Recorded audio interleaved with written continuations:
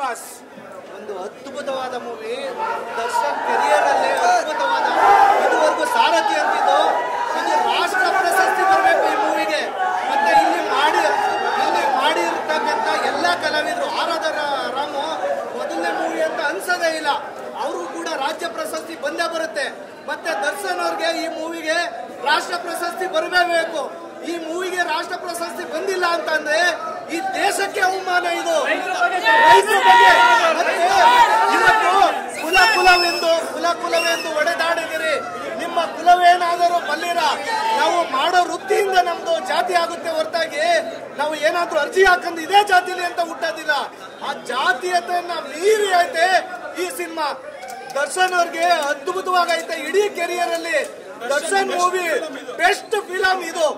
ಅದ್ಭುತವಾದ ಮೂವಿ. ದರ್ಶನ್ಗೆ ರಾಷ್ಟ್ರ ಪ್ರಶಸ್ತಿ.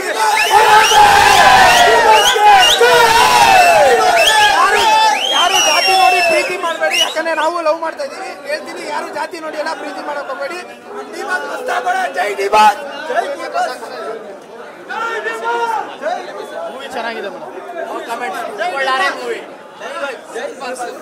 ಸೂಪರ್. ಒಂದ್ಸರಿ ನೋಡಿದೀನಿ, ಇನ್ನೊಂದ್ಸರಿ ಮತ್ತೆ ಬರ್ತೀನಿ.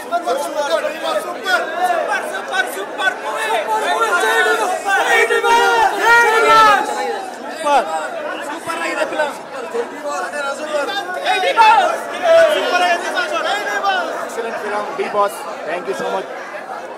ಡಿಬಾಸ್